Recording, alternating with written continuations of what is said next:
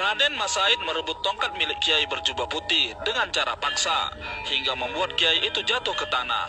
Ketika Raden Mas Said mendekatinya, Kiai berjubah putih itu dalam keadaan menangis.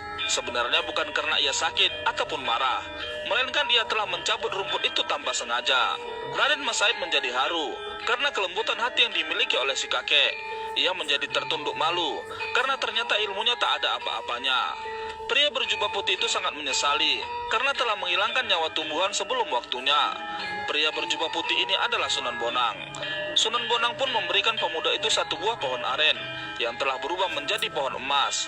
Dengan emas-emas itu, Raden Mas Said bisa melakukan apa saja yang ia sukai.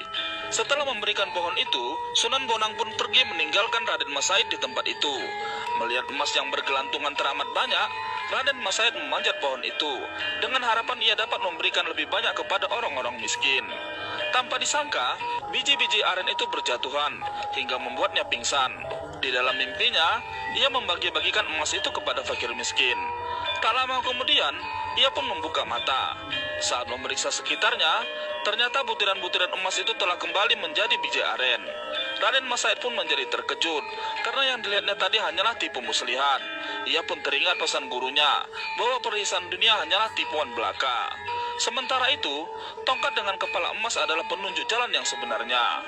Lalu Raden Mas Said berlari untuk mengejar Sunan Bonang yang telah pergi jauh. Raden Mas Said terus mengejar Sunan Bonang hingga ia ketemu dengan badai pasir. Walaupun badai pasir itu sangat kencang, tapi itu tak menyurutkan niatnya mengejar Sunan Bonang agar ia bisa belajar kepadanya. Ketika badai itu semakin besar, Raden Mas Said pun terjatuh ke dasar gurun. Tapi itu tak menyurutkan niatnya untuk tetap mengejar Sunan Bonang. Saat badai itu belum berakhir, tiba-tiba pasir itu membuat lingkaran, dan akhirnya Raden Mas Said tersedot ke dalamnya, lalu terjatuh ke dalam sebuah sungai yang ada di dalam gua. Sungai itu amatlah deras, Raden Mas Said pun hampir tenggelam dibuatnya. Dengan kegigihan dan keyakinannya, akhirnya Raden Mas Said berhasil naik hingga ke pinggir kali.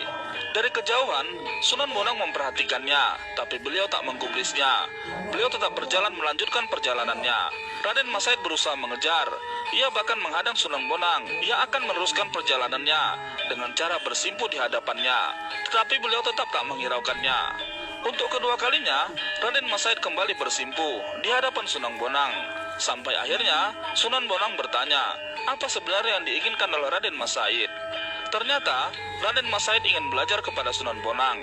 Setelah melihat keseriusan Raden Mas Said, akhirnya Sunan Bonang merasa kasihan dan menerima niat baik dari Raden Mas Said. Sunan Bonang pun berjalan ke tepi kali dan menancapkan tongkatnya di tempat itu. Lalu beliau menyuruh Raden Mas Said untuk menunggu di tempat itu hingga ia kembali. Kemudian Sunan Bonang pun melanjutkan perjalanannya meninggalkan tempat itu. Apakah yang akan dilakukan Raden Mas Said di tempat itu? Kita next part hanya di Snack Video.